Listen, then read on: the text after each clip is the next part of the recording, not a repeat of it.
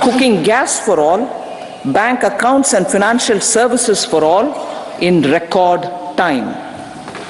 The worries about food have been eliminated through free ration for 80 crore people. Minimum support prices for the produce of Annadata are periodically increased appropriately. These and the provision of basic necessities have enhanced real income in the rural areas. Their economic needs could be addressed, thus spurring growth and generating jobs. Social justice. Our government is working with an approach to development that is all-round, all-pervasive and all-inclusive. Sarvangin, Sarvasparshi or Sarvasamaveshi. It covers all castes and people at all levels. We are working to make India a Vikasit Bharat by 2047. For achieving that goal, we need to improve people's capability and empower them. Previously, social justice was mostly a political slogan. For our government, social justice is an effective and necessary governance model. The saturation approach of covering all eligible people is the true and comprehensive achievement of social justice. This is secularism in action, reduces corruption,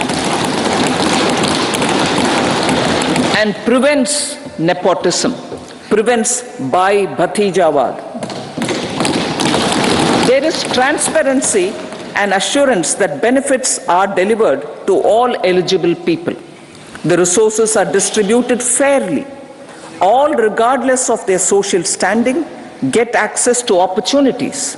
We are addressing systemic inequalities that had plagued our society. We focus on outcomes and not on outlays so that the social economic transformation is achieved.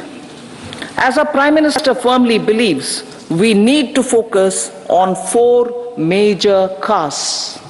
They are Garib, Mahilaye, Yuva and Annadata. Their needs, their aspirations and their welfare are our highest priority. The country progresses when they progress. All 4 require and receive government support in their quest to better their lives. Their empowerment and well-being will drive the country forward. Garib Kalyan, Desh Ka Kalyan. We believe in empowering the poor. The earlier approach of tackling poverty through entitlements had resulted in very modest outcomes.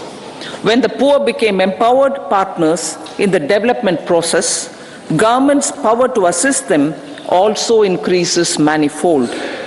With the pursuit of Sabka Saath, in these 10 years, the government has assisted 25 crore people to get freedom from multi-dimensional poverty. Our government's efforts are now getting synergized with energy and passion of such empowered people. This is truly elevating them from poverty. Direct benefit transfer of 34 lakh crore rupees from the government using PM Jan Dhan accounts has led to savings of 2.7 lakh crores of rupees for the government. This savings has been realized through avoidance of leakages prevalent earlier. The savings have helped in providing more funds for Garib Kalyan. PM Swanidhi has provided credit assistance to 78 lakh street vendors. From that total of 78 lakh street vendors, 2.3 lakh have received credit for the 3rd time PM Janman Yojana reaches out to the particularly vulnerable tribal groups who have remained outside the realm of development so far. PM Vishwakarma Yojana provides end-to-end support to artisans and craftspeople engaged in 18 trades. The schemes for empowerment of Divyangs and transgender persons reflect firm resolve of our government to leave no one behind. Welfare of Annadata. Farmers are our Annadata. Every year under PM Kisan Samman Yojana, direct financial assistance is provided. Welfare of Annadata. Farmers are our Annadata. Every year under PM Kisan Samman Yojana, direct financial assistance is provided to 11.8 crore farmers, including marginal and small farmers. Crop insurance is given to 4 crore farmers under PM Fasal Bima Yojana. These, besides several other programs, are assisting Annadata in producing food for the country and for the world. Electronic National Agricultural Market has integrated 1,361 mandis and is providing services to 1.8 crore farmers with trading volume of 3 lakh crores of rupees. The sector is poised for inclusive, balanced, higher growth and productivity. These are facilitated from farmer-centric policies, income support, coverage of risks through price and insurance support, promotion of technologies and innovations through startups. Empowering the Amrit PD, the Yuva. Our prosperity depends on adequately equipping and empowering the youth. The National Education Policy 2020 is ushering the transformational reforms. PM Schools for Rising India, PM Shri, are delivering quality teaching and nurturing holistic and well-rounded individuals. The Skill India mission has trained 1.4 crore youth, upskilled and reskilled 54 lakh youth, and established 3,000 new ITIs. A large number of institutions of higher learning, namely 7 IITs, 16 triple ITs, 7 IIMs, 15 AIMS, and 390 universities have been set up.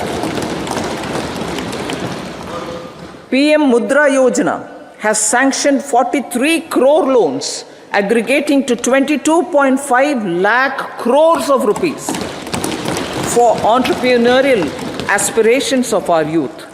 Besides that, Fund of Funds, Startup India, and Startup Credit Guarantee schemes are assisting our youth. They are also becoming Rozgar Data.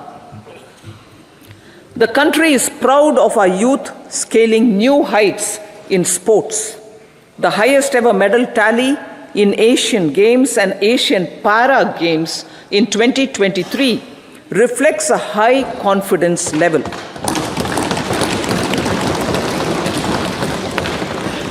Chess prodigy and our #1 ranked player Pragnananda put up a stiff fight against the reigning world champion Magnus Carlsen in 2023.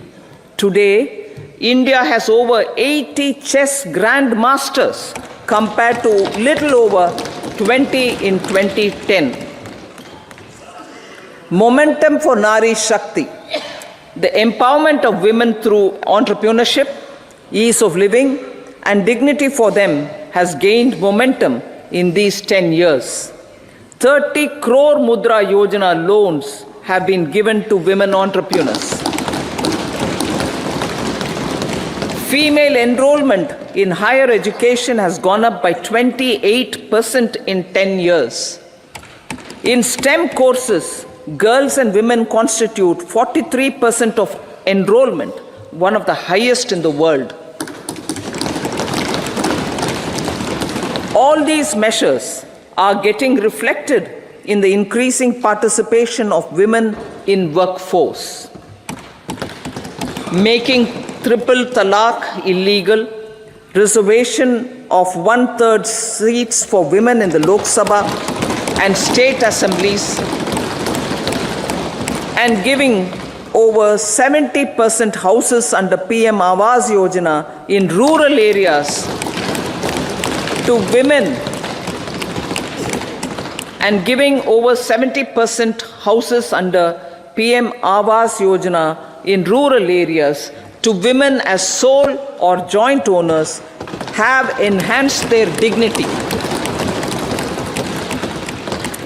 Exemplary track record of governance, development, and performance. Besides delivering on high growth in terms of gross domestic product, the government is equally focused on a more comprehensive GDP, that is, governance, development, and performance. Our government has provided transparent, accountable, people-centric, and prompt, trust-based administration with citizen-first and minimum government, maximum governance approach. The impact of all-round development is discernible in all sectors. There is macroeconomic stability, including in the external sector. Investments are robust. The economy is doing well. People are living better and earning better, with even greater aspirations for future. Average real income of the people has increased by 50%. Inflation is moderate. People are getting empowered, equipped, and enabled to pursue their aspirations. There is effective and timely delivery of programs and of large projects. Economic management. The multi-pronged economic management over the past 10 years has complemented people-centric, inclusive development. Following are some of the major elements. 1. All forms of infrastructure, physical, digital, or social, are being built in record time.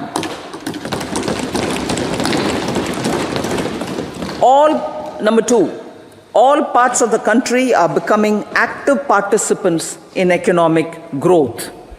Number 3, digital public infrastructure, a new factor of production, as if in the 21st century, is instrumental in formalization of the economy. Number 4, goods and services tax has enabled one nation, one market, one tax. Tax reforms have led to deepening and widening of tax base. Number 5, strengthening of the financial sector has helped in making savings, credit, and investments more efficient. Number 6, GIFT, IFSC, and the Unified Regulatory Authority, IFSCA, are creating a robust gateway for global capital and financial services for the economy. Number 7, proactive inflation management has helped keep inflation within the policy band. Now, the global context, Honorable Speaker, sir. Geopolitically, global affairs are becoming more complex and challenging with wars and conflicts.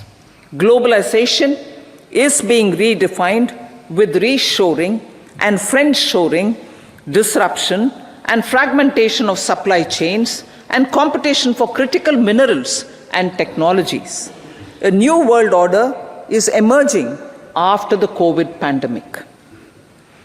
India assumed the G20 presidency during very difficult times for the world. The global economy was going through high inflation, high interest rates, low growth, very high public debt, low trade growth, and climate changes. The pandemic has led to a crisis of food, fertilizer, fuel, and finances for the world, while India successfully navigated its way. The country showed the way forward and built consensus on solutions for those global problems. The recently announced India-Middle East-Europe economic corridor is a strategic and economic game changer for India and others. In the words of Honorable Prime Minister, the corridor, and I quote, will become the basis of world trade for hundreds of years to come, and history will remember that this corridor was initiated on Indian soil, unquote. Vision for Vikasit Bharat. Our vision for Vikasit Bharat is that of prosperous Bharat in harmony with nature, with modern infrastructure, and providing opportunities for all citizens and all regions to reach their potential. With confidence arising from strong and exemplary track record of performance and progress, earning Sabka Vishwas, the next 5 years will be years of unprecedented development and golden moments to realize the dream of developed India by 2047.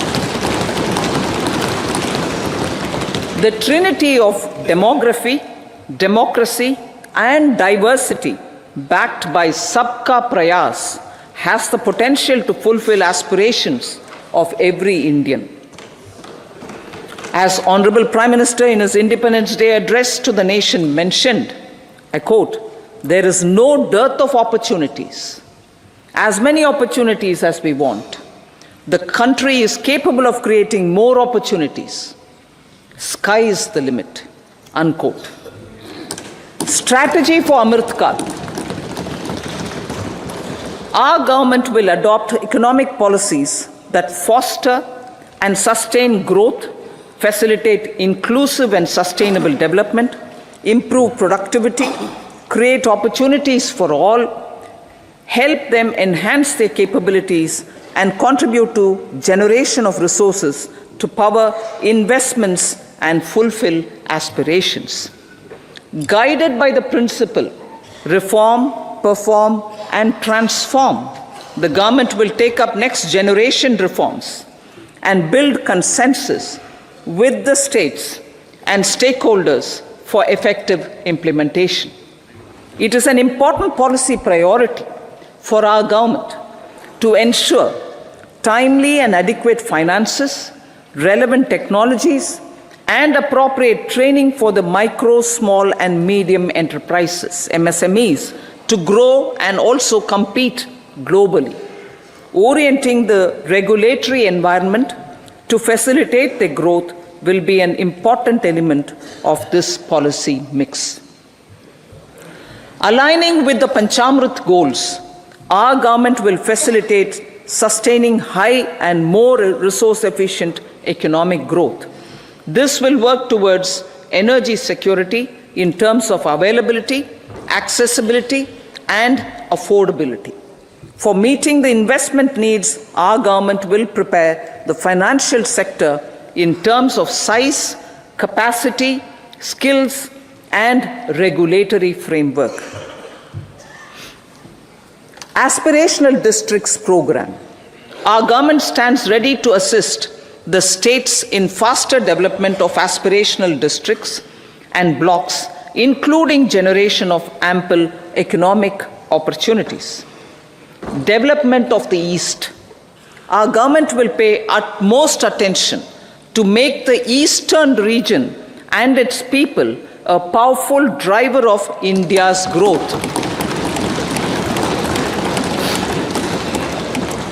PM Awas Yojana Gramin.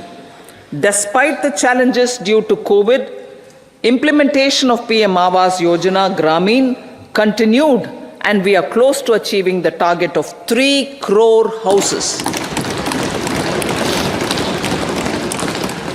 2 crore more houses will be taken up in the next 5 years to meet the requirement arising from increase in the number of families. Rooftop solarization and Muft Bijli.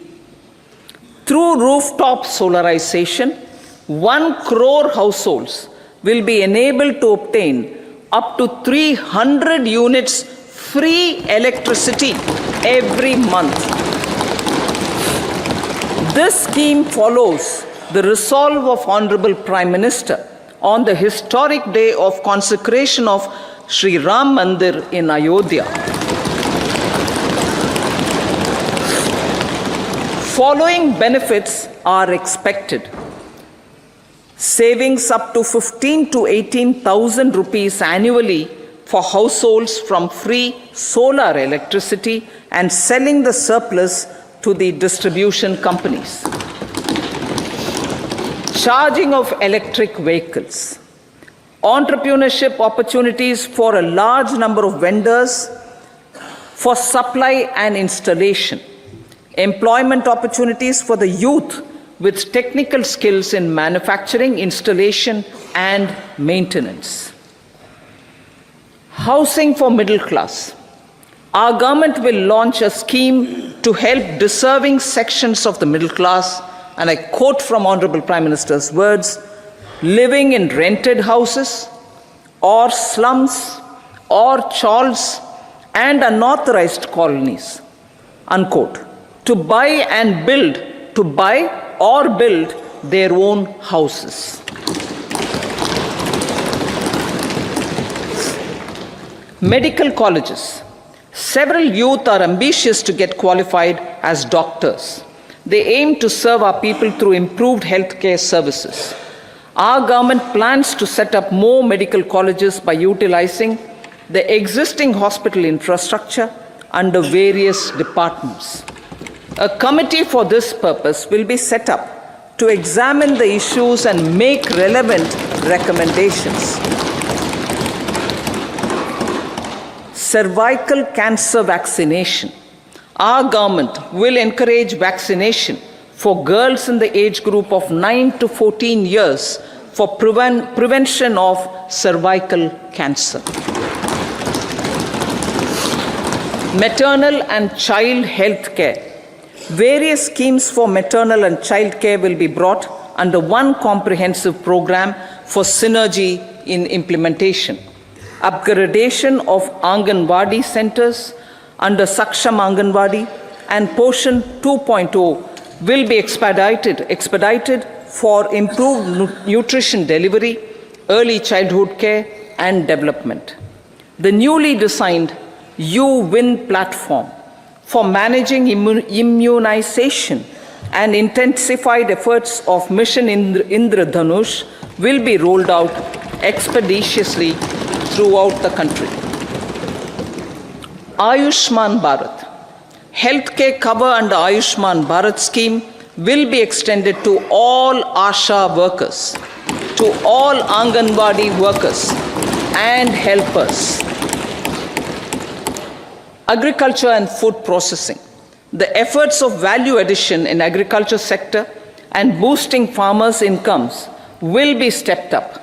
Pradhan Mantri Kisan Sampada Yojana has benefited 38 lakh farmers and generated 10 lakh employment. Pradhan Mantri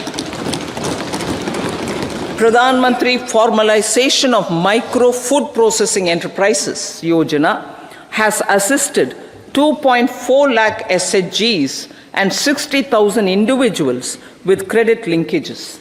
Other schemes are complementing the efforts for reducing post-harvest losses and improving productivity and incomes. For ensuring faster growth of the sector, our government will further promote private and public investment in post-harvest activities, including aggregation, modern storage, efficient supply chains, primary and secondary processing and marketing and branding. Nano DAP. After the successful adoption of nano urea, application of nano DAP on various crops will be expanded in all agroclimatic zones. Atmanirbhar Oil Seeds Abhiyan. Building on the initiative announced in 2022, A strategy will be formulated to achieve Atmanirbharta for oil seeds such as mustard, groundnut, sesame, soya bean, and sunflower. This will cover research for high-yielding varieties, widespread adoption of modern farming techniques, market linkages, procurement, value addition, and crop insurance. Dairy development. A comprehensive program for supporting dairy farmers will be formulated. Efforts are already on to control foot and mouth disease. India is the world's largest milk producer with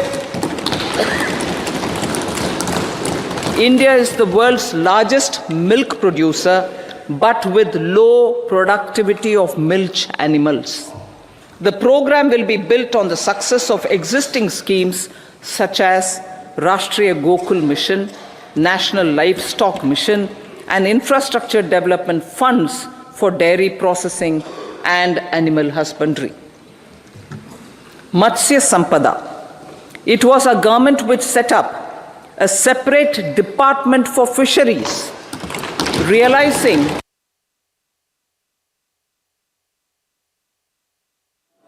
implementation of Pradhan Mantri Matsya Sampada Yojana will be stepped up to 1. Enhance aquaculture productivity from existing 3 to 5 tons per hectare.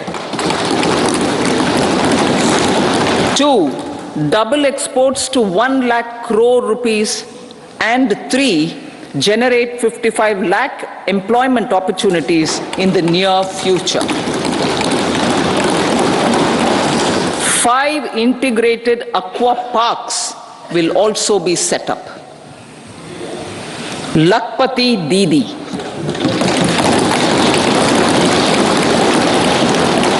83 lakh SHGs.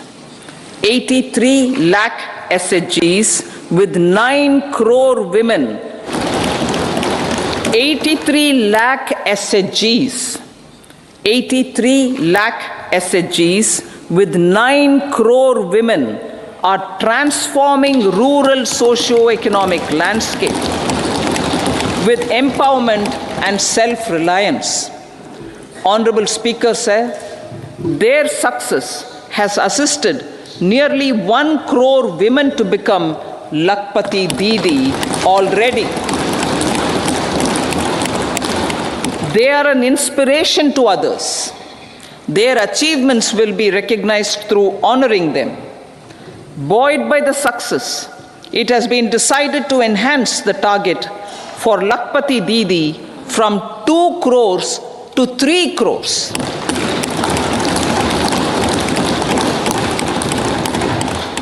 Technological changes, new age technologies and data are changing the lives of people and businesses.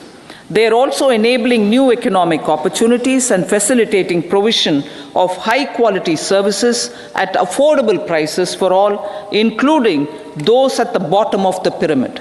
Opportunities for India at the global level are expanding. India is showing solutions through innovation and entrepreneurship of its people. Research and innovation for catalyzing growth, employment, and development. Prime Minister Lal Bahadur Shastri gave the slogan of Jai Jawan, Jai Kisan. Prime Minister Vajpayee, Atal Bihari Vajpayee ji, made that Jai Jawan, Jai Kisan, Jai Vigyan.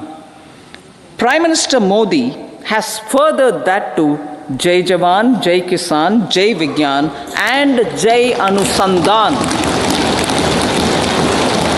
as innovation is the foundation of development. For our tech-savvy youth, this will be a golden era. A corpus of 1 lakh crore rupees will be established with 50-year interest-free loan provided. The corpus will provide long-term financing or refinancing with long tenors and low and or nil, I repeat that sentence, the corpus will provide long-term financing or refinancing with long tenors and low or nil interest rates. This will encourage the private sector to scale up research and innovation significantly in sunrise domains. We need to have programs that combine the powers of our youth and technology. A new scheme will be launched for strengthening deep tech technologies for defense purposes and expediting Atmanirbharta. Infrastructure development.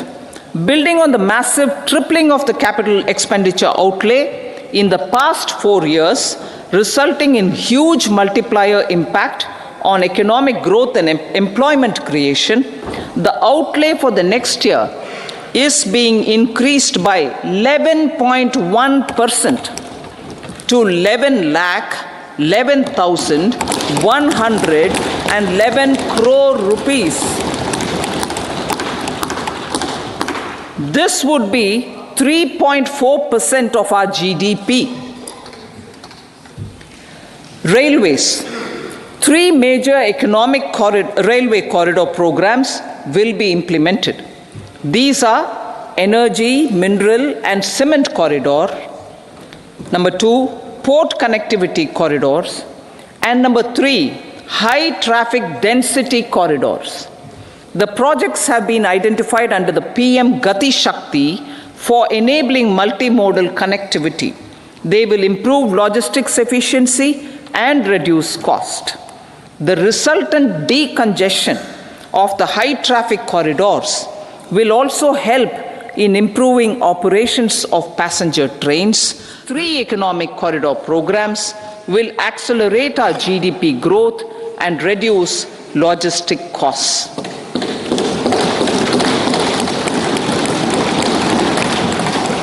40,000 normal rail bogies will be converted to Vande Bharat standards to enhance safety, convenience, and comfort of passengers. Aviation sector. The aviation sector has been galvanized in the past 10 years. Number of airports have doubled to 149. Rollout of air connectivity to Tier 2 and Tier 3 cities under UDAN scheme has been widespread. 517 new routes are carrying 1.3 crore passengers. Indian carriers have proactively placed orders for over 1,000 new aircrafts. Expansion of existing airports and development of new airports will continue expeditiously. Metro and Namo Bharat. We have a fast expanding middle class and rapid urbanization is taking place. Metro rail and Namo Bharat can be the catalyst for the required urban transformation. Expansion of these systems will be supported in large cities, focusing on transit-oriented development. Green energy.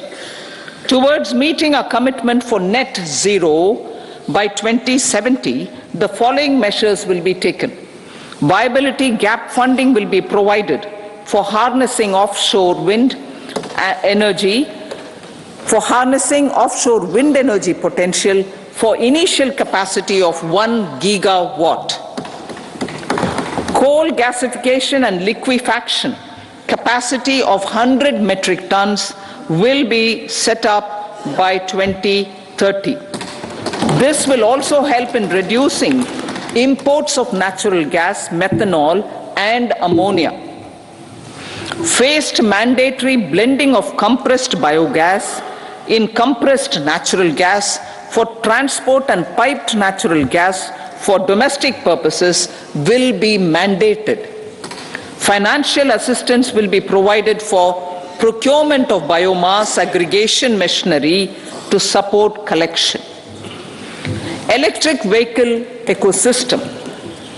Our government will expand this and strengthen the e-vehicle ecosystem by supporting manufacturing and charging infrastructure. Greater adoption of e-buses for public transport networks will be encouraged through payment security mechanism.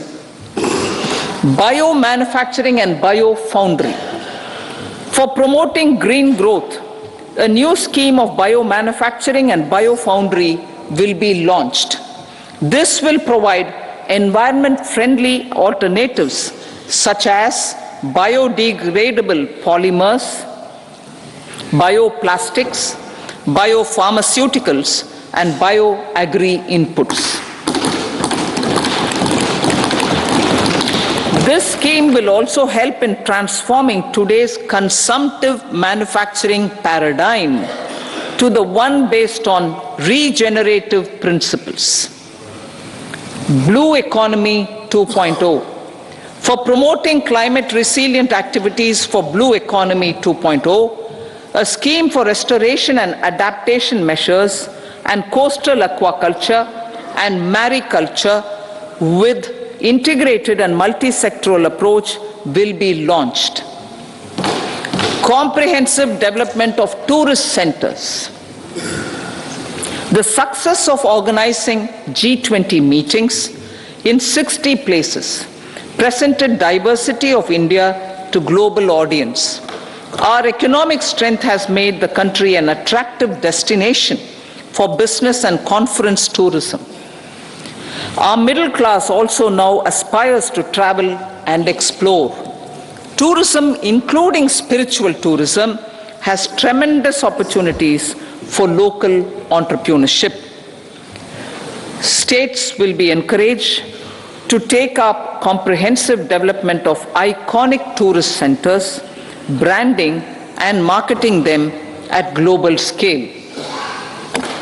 A framework for rating of the centers based on quality of facilities and services will be established. Long-term interest-free loans will be provided to states for financing such development on matching basis. To address the emerging fervor for domestic tourism, Honorable Speaker, sir, projects for port connectivity, tourism infrastructure, and amenities will be taken up on our islands, including Lakshadweep. This will help in generating employment also. Promoting investments. The FDI inflow during 2014 to 23 was $596 billion US, marking a golden era. That is twice the inflow during 2005 to 14. For encouraging sustained foreign investment, we are negotiating bilateral investment treaties with our foreign partners in the spirit of First Develop India. FDI is First Develop India. Reforms in the states for Vikasit Bharat. Many growth and development enabling reforms are needed in the states for realizing the vision of Vikasit Bharat.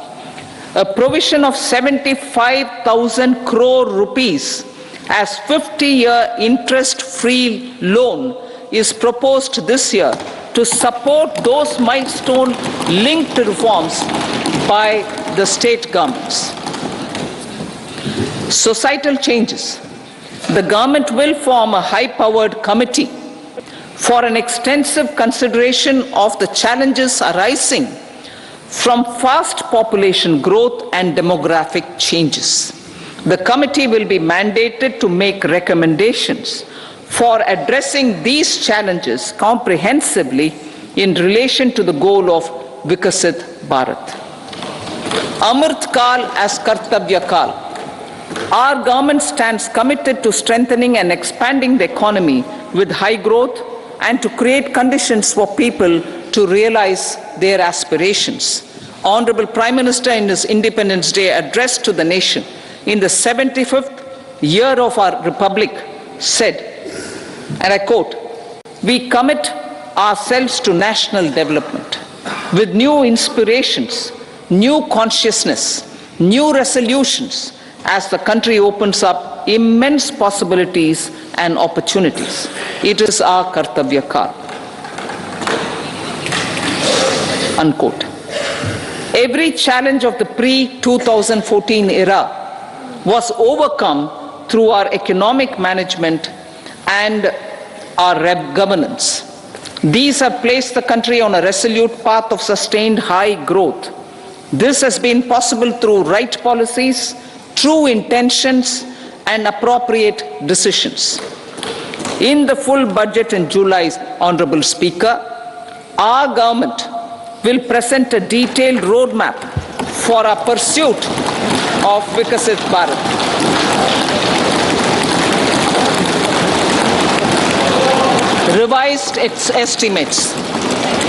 Revised estimates of 2023-24. The revised estimate of the total receipts other than borrowings is 27.56 lakh crores of rupees, of which the tax receipts are 23.24 lakh crore rupees. The revised estimate of total expenditure is 44.90 lakh crore rupees.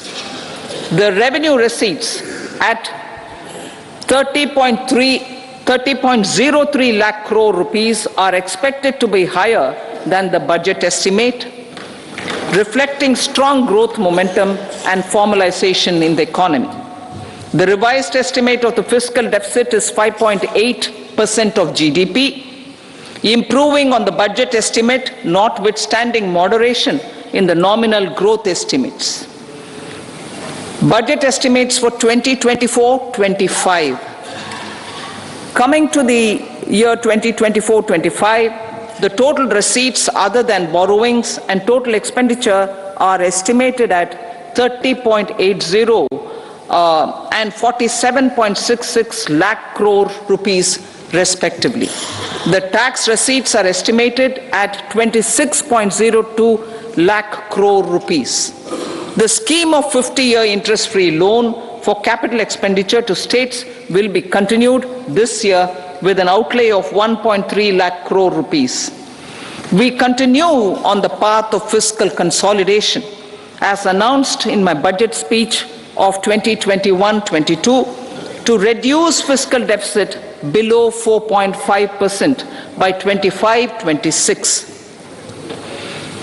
The fiscal deficit in 2024-25 is estimated to be 5.1% of GDP, adhering to that path. So the gross and net market borrowings through dated securities during 24-25 are estimated at 14.13 lakh crore rupees and 11.75 lakh crore respectively. Both will be less than that in 23-24. Now that the private investments are happening at scale, the lower borrowings by the central government will facilitate larger availability of credit for the private sector. Vote on account. I'll be seeking vote on account approval of the Parliament through the appropriation bill for a part of the financial year 2024-25. I will now move to Part B. Honorable Speaker, sir, over the last 10 years, the direct tax collections have more than trebled and the return filers swelled 2.4 times. I would like to assure the taxpayers that their contributions have been used wisely for the development of the country and welfare of its people. I appreciate the taxpayers for their continued support. The government has reduced and rationalized tax rates. Under the new tax scheme, there is now no tax liability for taxpayers with income up to 7 lakh rupees, up from 2.2 lakh rupees in the financial year 2013-14. The threshold for presumptive taxation for retail businesses was increased from 2 crores to 3 crores. Similarly, the threshold for professionals eligible for presumptive taxation was increased from 50 lakh rupees to 75 lakh rupees. Also, corporate tax rate was decreased from 30% to 22% for existing domestic companies and to 15% for certain new manufacturing companies. Honorable Speaker, sir, in the last 5 years, our focus has been to improve taxpayer services. The age-old jurisdiction-based assessment system was transformed with the introduction of faceless assessment and appeal, thereby imparting greater efficiency, transparency, and accountability. Introduction of updated income tax returns, a new Form 26AS, and pre-filling of tax returns have made filing of tax returns simpler and easier. Average processing time of returns has been reduced from 93 days in the year 2013-14 to a mere 10 days this year, thereby making refunds faster. Indirect taxation. By unifying the highly fragmented indirect tax regime in India, the GST has reduced the compliance burden on trade and industry. The industry has acknowledged the benefits of GST. According to a recent survey conducted by a leading consulting firm, 94% of industry leaders view the transition to GST as largely positive. According to 80% of the respondents, it has led to supply chain optimization, as elimination of tax arbitrage and octroi has resulted in disbanding of checkposts at the state and city boundaries. At the same time, tax base of GST more than doubled, and the average monthly gross GST collection has almost doubled to 1.66 lakh crores this year. States too have benefited. States' SGST revenue, including compensation released to states in the post-GST period of 2017-18 to 2022-23, has achieved a buoyancy of 1.22. In contrast, the tax buoyancy of state revenues from subsumed taxes in the pre-GST 4-year period of 2012-13 to 2015-16 was a mere 0.72. The biggest beneficiaries are consumers, as reduction in logistic cost and taxes have brought down prices of most goods and services. We have taken a number of steps in customs to facilitate international trade. As a result, the import release time declined by 47% to 71 hours at inland container depots, by 28% to 44 hours at air cargo complexes, and by 27% to 85 hours at seaports over the last 4 years since 2019, when the national time release studies were first acted. Tax proposals. As for tax proposals, in keeping with the convention, I do not propose to make any changes relating to taxation and propose to retain the same tax rates for direct and indirect taxes, including import duties. However, certain tax benefits to startups and investments made by sovereign wealth or pension funds, as also tax exemption on certain income of some IFSC units, are expiring on 31/3/2024. To provide continuity in taxation, I propose to extend the date to 31/3/2025. Moreover, in line with the government's vision to improve ease of living and ease of doing business, I wish to make an announcement to improve taxpayers' services. There are a large number of petty, non-verified, non-reconciled or disputed direct tax demands, many of them dating as far back as 1962, which continue to remain on the books, causing anxiety to honest taxpayers and hindering refunds of subsequent years. Honorable Speaker, sir, I propose to withdraw such outstanding direct tax demands up to 25,000 rupees pertaining to the period up to financial year 2009-10 and up to 10,000 rupees for financial years 2010-11 to 2014-15. This is expected to benefit about 1 crore taxpayers. 1 crore taxpayers would benefit out of this. Economy then and now.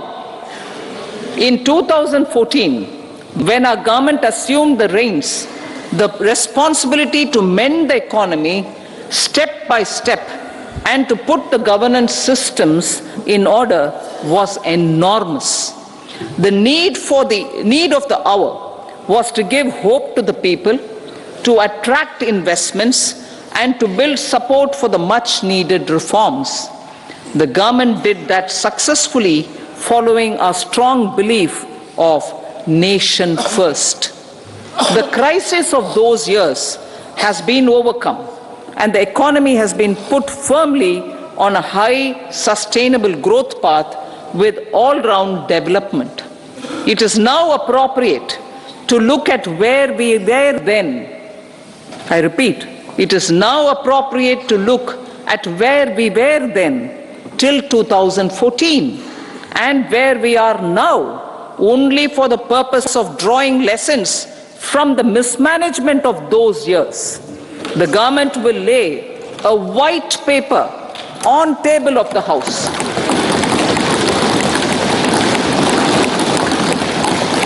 The exemplary track record of governance, development and performance, effective delivery and Jan Kalyan has given the government trust, confidence and blessings of the people to realize whatever it takes. The goal of Vikasit Bharat with good intentions, true dedication and hard work in the coming years and decades. With this, Honorable Speaker, I commend the interim budget to this august House. Jai Hind.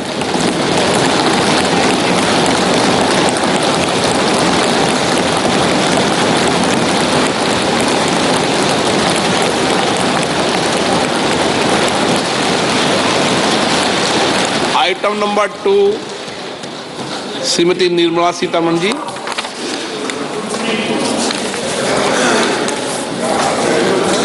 So, with your permission, I rise to lay on the table the following statements under Section 3(1) of the Fiscal Responsibility and Budget Management Act 2003, Medium-Term Fiscal Policy cum Fiscal Policy Strategy Statement and Macroeconomic Framework Statement. Item number 3, Srimati Nirmala Sitharaman ji. Sir, with your permission, I rise to move for leave to introduce the Finance Bill 2024. प्रश्न ये है कि विधेयक को पुनर्स्थापित करने की अनुमति प्रदान की जाए। जो सदस्य इसके पक्ष में हाँ कहें, जो सदस्य विरोध में ना कहें, मेरे विचार में निर्णय हाँ वालों के पक्ष हुआ, हाँ वालों के पक्ष हुआ। माननीय मंत्री जी विधेयक को पुनर्स्थापित करें। So I introduce the bill. सभा की कार्रवाई शुक्रवार दिनांक 2 फरवरी 2024 को प्राप्त 11 बजे तक के लिए स्थगित की जाती है। All right. Well, a few surprises. If people thought it was an interim budget, it was only in the length of the budget speech, because otherwise some of the announcements that have come out are stellar, and we'll talk about it editorially and then get in our guests to talk about this. But I think what stood out amidst all the assumptions that they've made around receipts, tax receipts and expenditures for FY24, the budgeted actual numbers, and for FY25. I think the standout announcement is fiscal deficit as a percentage of GDP for FY25 at 5.1%. I must say, guys, nobody thought about this when they were penciling their estimates. The base case was 5.2 at best. At best, maybe 5.3. Even the net borrowing, and I think the bond markets have reacted, not significantly yet. The rupee is sub 83, so that's a good thing. Bonds have gone down about 7 basis points, so not a big move on the bond market, but it will play out. Banking stocks as well should be in focus zone. Yes. So top takeaways, if we had to put it, and Neeraj is absolutely right. Fiscal deficit targets are better than expected. She's sticking to 4.5% for FY26, no moving from there. For the current year, it's below what the government had projected. They projected 5.9, it's at 5.8%. And remember, for the interim year, how do you get to that 4.6 or 4.5%? Well, the figure she's given is 5.1%. The estimate was between 5.1 to 5.3. Borrowings are lower than expected in FY25. Revenue receipts are higher than expected in FY24. And no changes in tax. Just a quick one on capex. That's what I'm saying. Big jump. Expenditure. 11% odd is better than 10% is what the street was penciling, working with. The number that she's given out is 11.1% increase in capex. So that number looking far better. And I think the street infrastructure, the sectors that we've been talking about, railways, will see a rally. And we've seen that play out in the last few days, last few minutes. Yeah. Another smaller sector, and I know I talked about this early in the day, and I didn't really think much was going to come out, was tourism. Those counters also getting excited. So clearly things are working and on track in terms of what the expectation was. But Neeraj, Tamanna, surprising, I think the equity market would start seeing some buying into a bit of a runaway. Nothing's happened on the street. Well, I think the capex outlay being lower is something that doesn't work. 11. Yeah, but relative to 30%. 11%. Yeah, but relative to 30. It's a 10% jump. It's 11.1% uptake relative to previous year. But the point being, because of the previous 3 years, and Mihir, what I was with us in the panel, he was saying that anything below 20% might be something that might be disappointing for the market because they're used to 30 odd Even percent. I think Citibank's report was exactly that. They were working with 20%. So multiple things have happened, right? And our guests should be with us any moment and we should talk to them. But maybe, one, the 5.8 trending number, and two, the 5.1 confidence comes from these three things. Capex outlay not very high, 11.1. Receipts much better. And the gross borrowing number, 14.1 lakh crores. It is much, much lower. Pranjul Bhandari was on record saying that any number lower than 15.2 or 15.1 is going to be viewed positively. And I think that is what has happened. Back to the story of the fact that we've made these commitments, right? You've talked, and also talking about GDP, fiscal deficit, she said below 4.5. Yeah. Not even 4.6 and not even very positive there. Very with a lot of conviction, it's going to be below 4.5. And also what was probably a way to look at it, not too many populist measures as such. Yes, that could also be viewed in correct light. Some disappointment on the tax front. There were I guess, units of people expecting a little bit of tweaking on taxation, but like Mihir and me discussed this earlier, no tweaking on taxation. And which is also great news. But well, people would like it. But let's tweaking. No, we don't want negative taxation. But just before we get to our guests, a quick market check. The Sensex and the Nifty are flattish. On the index, not too much of a movement really because of the budget, if you will. On the index heavyweights I'm talking about. So autos still higher and doing okay. And that continues. So the Marutis, M&Ms of the world, no big moves there or no big developments there. But I'm just saying that the moves on the index are largely muted because the Sensex and the Nifty, in fact, now 0.22%. So kind of reeling a bit under pressure. Now, if we have our guests ready, we should go to our guests and try and get initial views from all of them. Let me start with, to my extreme left, Manish. Quick initial thoughts. What did you make of the numbers? So it's a as we said ahead of the budget, it's going to be a bond budget. So it's a disinflation budget. Basically, the expenditure is going up only at 6%, lower than even what I thought, 7% odd. Primary expenditure is even lower, which is ex subsidy, ex interest is likely at 4-5%, one of the lowest in last 20 years.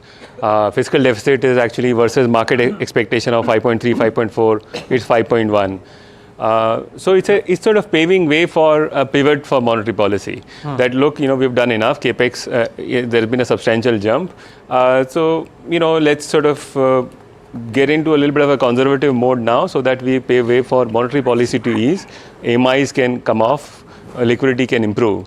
So in a sense, the onus of actually re-stimulating growth at margin, if at all they were to be slowed down, is going to be with monetary policy, not fiscal. So if purely from the point of view of, let's say, if you're looking for a growth budget, it's not a growth budget.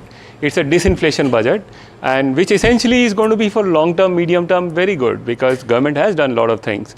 There is going to be disappointment in terms of like market expectation on capex was about 14-15%. I was actually thinking of only 11-12%, so not disappointed because I mean, even this year, there is a 50-75,000 crore worth of shortfall in terms of total capex spend so far that they've done. So it's 11% is a decent number. 3.4% as a percentage of GDP is not going to rise. So a lot of people were thinking that it will rise to 4% of GDP in terms of capex. I think we've sort of hit a ceiling there, and this is all the capacity of the government is right now.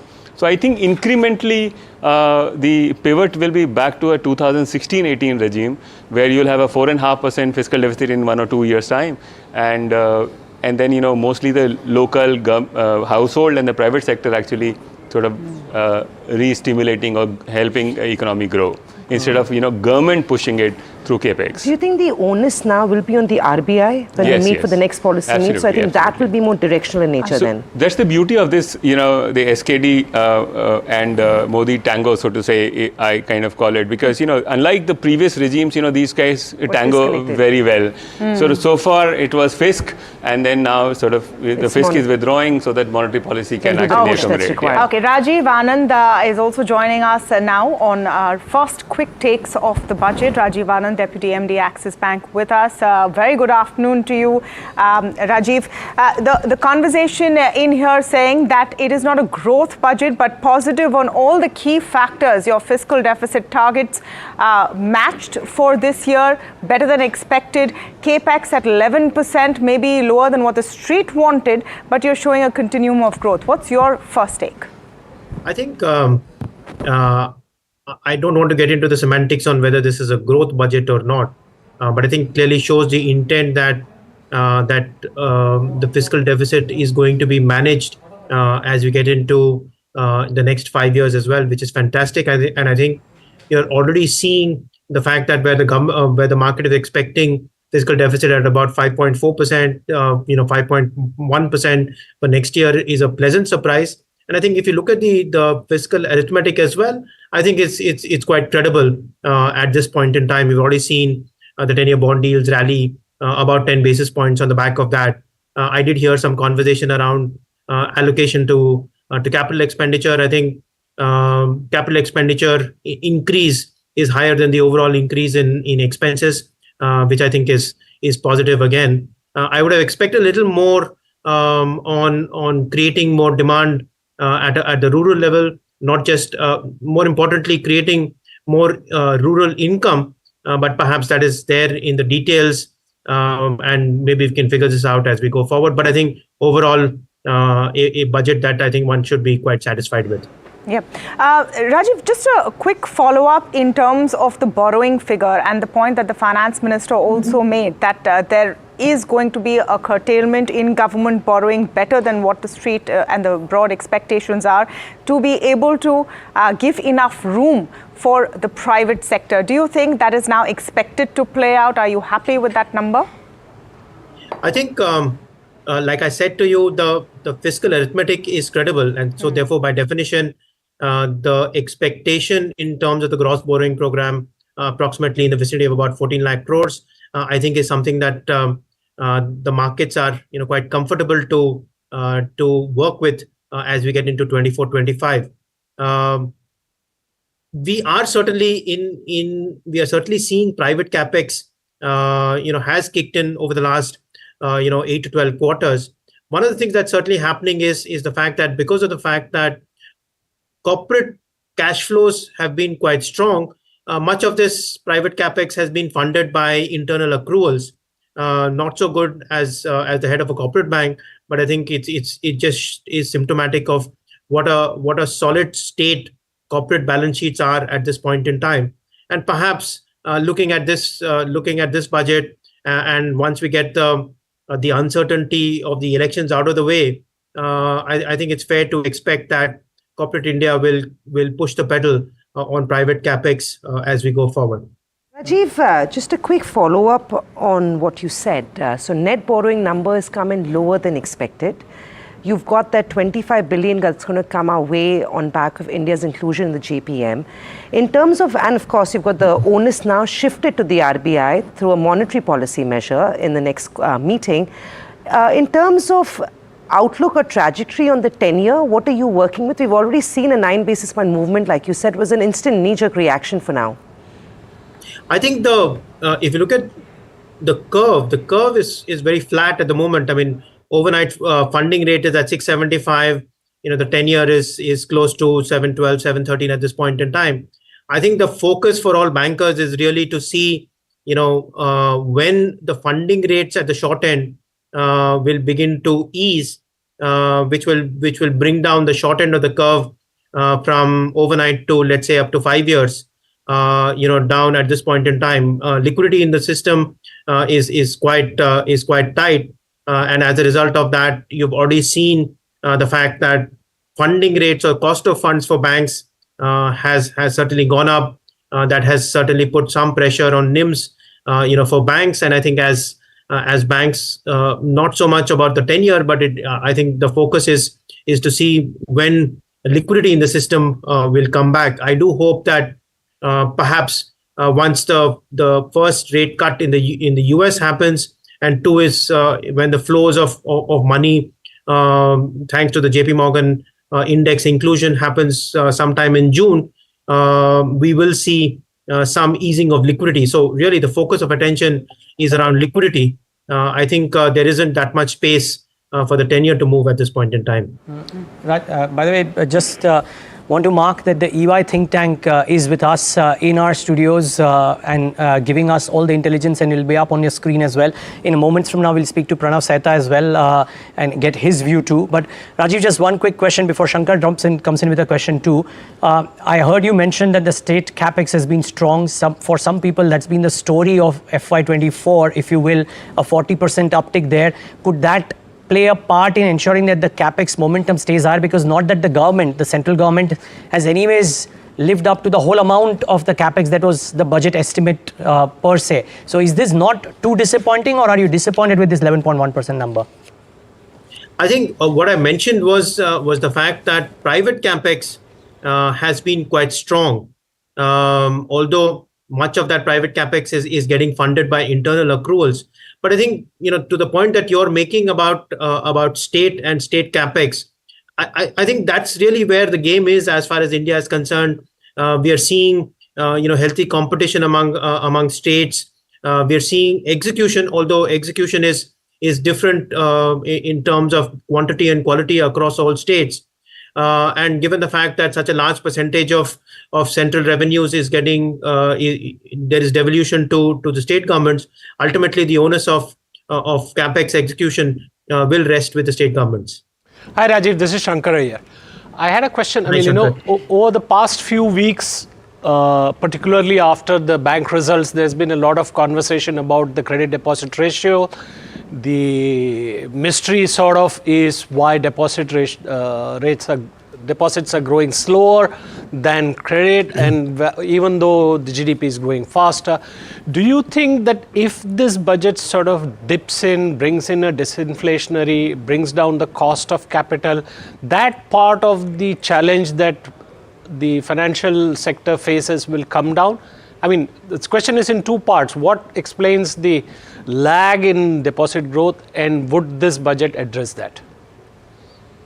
I certainly do hope so. Like I mentioned to you, the focus of attention of most banks at this point in time, or most bankers at this point in time, is around liquidity. And I think what we've seen is there are multiple issues that we're currently grappling with.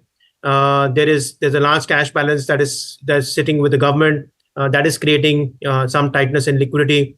Currency in circulation is beginning to inch up, as it typically does as we get closer to elections. and we've seen outflows of FX, and to that extent has created some element of pressure on the liquidity. Ultimately, I think we will have to see some monetary action. Whether it is many more VRRs, OMO activity, or even a CRR cut at some point in time for this liquidity to ease as we go forward. Perhaps some of this liquidity has been tightened because of future cash flows that we are expecting. The JP Morgan bond index inclusion flows. For example, it is not very clear whether the RBI has not clearly articulated what exactly its thinking is at this point in time around this. Okay, that sort of sets up the floor for the financial sector stocks. Yeah. Yes, indeed. Great. Rajiv, take a moment to thank you for joining in today and giving us your perspective. Really appreciate your time and your thoughts this morning. Now, a disinflation. No, the pleasure is entirely ours. Again, sticking to my left, Ravi, come to you. Thanks for joining in. A disinflationary budget, rightly pointed out by Manish. Rajiv seconds that as well. Is that disinflationary for real assets, real estate, equity markets, or do you think this capex outlay number, not a negative but a dip, if you will, but the fiscal deficit numbers looking positive, the markets will take it in their stride? No, I think clearly there's a small bit of disappointment on the capex number, but coming on the base of a very high number last year, even though they didn't achieve their budgeted estimate, but it's still a credible number of 30-31%. On top of that, another 11% growth is not a bad number. So from an equity markets perspective, we were always looking at it from the credibility and continuity aspect, and I think on both the things the budget has delivered.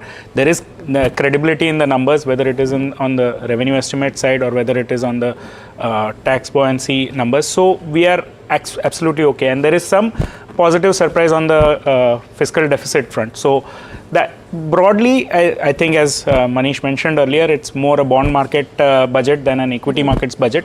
From our perspective, I think most of the focus is a continuation of which are the sectors that the government is going to focus on, and it's not so much of a needle mover, honestly. I think the mantle moves now to RBI, the elections up ahead, and even in US elections, and how those events are going to pan out is what is going to determine the way the equity markets are going to move. Ravi, just point then, I just want to point out what PSU bank stocks are doing today, and you're seeing that uptick quite positively on PSU bank stocks. So the overall market is just, I think, absorbing everything that's happening right now. In terms of impact of capex, Ravi, I wanted to get a sense from you on what happens to all of those pockets of stocks, companies which have been fueled by large government spends. We don't yet know the exact figure for the railway outlay. Do you see any impact there on infra, etc.? Do you see some cool off there in expectations of how much work is going to flow to these individual companies? No, so first of all, even though central budget was doing bulk of the heavy lifting, going forward that mix has to change. Central government cannot be doing that much heavy lifting going on. The limits have been reached in terms of how much fiscal space they have. It will be the state government and the private capex that will have to do bulk of the heavy lifting in capex going forward. From that perspective, railway and defense are two sectors which are dependent on the central government capex. We'll have to take a look at what the breakup of that 11% is before I can say that if there is going to be any kind of a negative impact. In fact, those stocks, rail stocks, Taman, have already started seeing a little bit of a decline. Suppose the budget, all your IRFC, Railtel, are seeing RVNL are all trading with some weakness. So the reaction, clearly, at least for now, knee-jerk it may be, is negative. Pranav, you want to come in? Are you impressed by what numbers are put out? I mean, I think people are expecting an overshoot on the fiscal deficit for this year. We've done really well, and going out as well into next year, those numbers look promising. Absolutely. So the way I look at it is, this is a prudent and confident budget. I think the finance minister seems to have a lot of confidence that growth will sustain, even if the capex is not at the same level as was probably expected by the markets. I think here she is also betting a little bit on the fact that if the borrowing of the central government is to be lower, automatically there will be more available for the private sector, and the capital expenditure push at the private sector, which has so far been a little elusive, will kick in a much stronger way. So I would feel that she is really betted on a far more confident approach, that if I control the fiscal deficit, this government has been very prudent on the macros. And this step, again, while the whole world seems to be still with a lot of fiscal deficits, already seems to be very conservative from a fiscal deficit point of view. So I think she is betting on that the fact that the macros will be good, will bring in foreign investment, will also push the Indian private sector to invest much more. Funds will be available for private sector capex. So I think it's a big bet that she is making on growth sustaining despite this particular. In fact, that's been a priority for the Prime Minister, putting India on the global map. And we have seen that over the last decade. Things have changed and they've moved. And I think just credibility is what we're currently building. And the focus is clear. Absolutely. And that also brings in foreign investment in a much bigger way. FDI is a big push. So I mean, if the world feels that India is already very stable, one positive sign, and if its fiscal and macro policies are going to be continuously prudent, it probably might just give a big push to private sector capex, including foreign investments. So the question to the jury at large, does private capex kick in a big way at a point of time when the world is not quite certain, in a year which has got massive elections lined up? Shankar, you may want to start this, but the question to everybody. I think it will depend largely on global cues. You see, one of the issues has been addressed, which is the cost of capital that was inhibiting private capex growth. So by doing this, by reducing the government's footprint in the borrowings market, it has created little room for the private sector. But that little room also has to be supplanted by rise in deposits, which is why Rajiv Anand spoke about the CRR issue. And so the CD ratio, whatever, people have cooked an avial out of it, but nobody knows what is the actual number that should be there. But if the liquidity improves, if the demand improves, but private capex is also haunted by the sectoral definition of the budget allocations. You see, the expectation for everyone was there would be something done for rural demand.